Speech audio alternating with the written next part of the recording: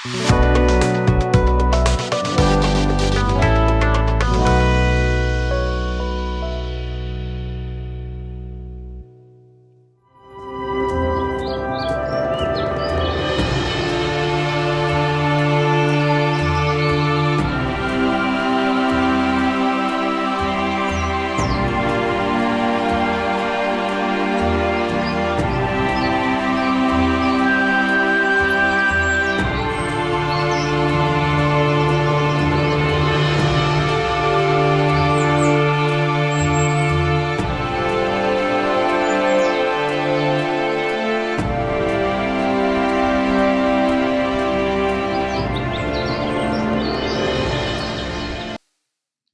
जीशु ख्रीष्ट अति बहुमूल्य नाम प्रभु दास भाव में आपण मान प्रत्येक आज अध्याय में स्वागत जनाऊँ। प्रभु आपण मान प्रत्येक आशीर्वाद करूँ। संपर्क इंडिया द्वारा प्रस्तुत कार्यक्रम नुआ सकाल आशा आपण नियमित देखुवर धन्यवाद जनाए। प्रभु आपण मान प्रत्येक बाहुल्य रूपे आशीर्वाद करूँ। दिन प्रतिदिन आम ये कार्यक्रम जड़ित होचु एवं वाक्य जरिया बढ़ुचु। प्रभु को धन्यवाद दिए। प्रभु आपण मान आशीर्वाद करूँ। आज आम जो प्रसंग रे प्रभु को वाक्य ध्यान करवा आलोच्य प्रसंग होची खांटी मिछुआ। खांटी मिछुआ किछि लोक खंडिया खंडिया मिछ कहती, अल्प बहुत मिछ कहती, किंतु गोटे मिछुआ अच्छी से खांटी मिछुआ। मुझे कहवाई चाहे मस्त खोलतु प्रथम जोहन तार प्रथम अध्याय तार 8 पद। आंभ मानकर पाप नाही यह जदि कहू ताहेले आपण आपना को प्रवंचना करू, पुणी आंभ मानक ठारे सत्य नाही।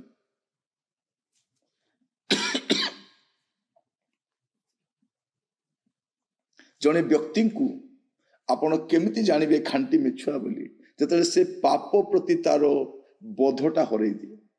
मु कौन पाप करिछि, मु तो पाप करी नाही, मते काहे पापी बोली कहउछ।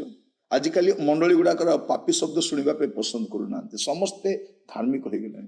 आमे थिलु पापी दिने थिलु, एबे आउ पाप स्वीकार करबा दरकार नै। कोन जीवन सारा पाप स्वीकार करूथिबा, एकाथरक तो प्रभु सब क्षमा कर देले। एई जो मनोभाव आसीछि सावधान। खांटी मिछुआ जो लोक कहउछि मोठारे पाप नाही। आमे कोन संपूर्ण धार्मिक हो गलुनी, आमे कौन संपूर्ण पवित्र हो गलुनी। प्रिय भाई भौणी मैंने आमे जो दिन उद्धार प्राप्त हेलु से दिन आमर उद्धार आरंभ हेलु, उद्धार आरंभ हेलु से दिन स्टार्ट हेछि। ए उद्धार कार्य केबे समाप्त होबो जब आप ख्रीष्ट को साक्षात करिवे, आपण संपूर्ण होई जिवे। जदि आपण आज कहउछंती मोठारे पाप नाही, मु कौन पाप करिछि के देखाई दो, के मते पापी बोली तो कहू। एबे जो माने आ पाप नाही बोली कहउछंती से माने पुनी तरह पुराना विषय करबा आरंभ करलेनी। जे माने सिनेमा देखवा छाड़ी दिले, सिनेमा देखले पाप ने आउ देखुछन। झियो मानस तो बुलीबा छाड़ी दिले, एबे बुलीबा आरंभ करलेनी। फोन रे गपीबा आरंभ करलेनी, कोन सब खाइबा आरंभ करलेनी, चारियाडे बुलीबा आरंभ करलेनी। कारण से माने पापी नहन। এই जो मनोवृत्ति आसीगलानी एटा किए देला आपनको को शिक्षा। जदि कई कहूची मोठारे पाप नाही से खांटी मिछुआ। आज हुए तो निजको से धार्मिक बोले होची, से कहूची कौन जे मोठारे किछि पाप नाही, मु कौन पाप करिछि। ए मनोभाव जदि ता भितरे आसी जाइछि, गोटे समय आसीबो आपण देखिबे से हैरान हो। ता जीवन रे ए जो मनोवृत्ति आसीछि जे मोठारे पाप नाही, मु पाप किछि करी नाही, पाप मु करि पारु नाही, पाप कौन मु जानी नाही, प्रभु तो एकाथरक मोर पाप सब क्षमा कर देलेनी। एई जो चिंताधारा आसिलानी को शिक्षा रो आसिला मु जानी नाही, किंतु जोहन कहउछंती जदि आंभ मानठारे पाप नाही बोली कहउछु आमाने मिथ्यावादी अटु। किंतु जदि आपनकर पाप को मानि नेबे आपण क्षमा पाइबे, लुचाइबे क्षमा पाइबेनी। जने व्यक्ति तार पाप को लुचेइले पाप लुचिब नहीं, निजको धार्मिक बोली गणना करी भाभी बसी कि पाप कले पाप क्षमा हो जीवन। परित्राण गोटे प्रोसेस, मन परिवर्तन गोटे प्रोसेस, गोटे प्रक्रिया रे आसी जाइछु। ଏହା ସମାପ୍ତ ହୋଇନାହିଁ। ଏହା କେବେ ସମାପ୍ତ ହେବ? ଖ୍ରୀଷ୍ଟଙ୍କୁ ସାକ୍ଷାତ କଲେ। ପ୍ରଭୁ ଯୀଶୁ କାହିଁକି ଆସିଛନ୍ତି? ଆମର ଫାଇନାଲ ପରିତ୍ରାଣ ପାଇଁ। ଏ ପାପର ଶରୀର ସେଦିନ ସମ୍ପୂର୍ଣ୍ଣ ମୁକ୍ତ ହେଇଯିବ। ଏ ପାପର ଉପସ୍ଥିତିରୁ ଆମେ ସମ୍ପୂର୍ଣ୍ଣ ବାହାରି ଯିବା। ଏବେ ଆମେ ପରିତ୍ରାଣ ପାଇଲେ ମଧ୍ୟ ଏ ପାପର ଜଗତରେ ରହିଛୁ, ଏ କଳୁଷିତ ଜଗତରେ ରହିଛୁ। ତେଣୁ ଆପଣ ଯଦି କହୁଛନ୍ତି ମୋ ଠାରେ ପାପ ନାହିଁ, ଆପଣ ଖାଣ୍ଟି ମିଛୁଆ ଅଟନ୍ତି। କଣ ଲେଖାଯାଉଛି? ଗଣନା ପୁସ୍ତକ ତାର 32 ଅଧ୍ୟାୟ ତାର 23 ପଦରେ ଲେଖାଯାଉଛି, ମାତ୍ର ତୁମେ ମାନେ ଯେବେ ସେ ରୂପେ ନ କର, ତେବେ ଦେଖ ତୁମେ ମାନେ ସଦାପ୍ରଭୁ ଗୋଟେ ପାପୀ ହେବ। ପୁଣି ତୁମମାନଙ୍କର ପାପ ଯେ ତୁମମାନଙ୍କୁ ଧରିବ, ଏହା ନିଶ୍ଚୟ ଜାଣିବ। ସେ କଣ କହୁଛନ୍ତି? ତୁମମାନଙ୍କର ପାପ କାହାକୁ ଧରିବ? ତୁମମାନଙ୍କୁ ଧରିବ।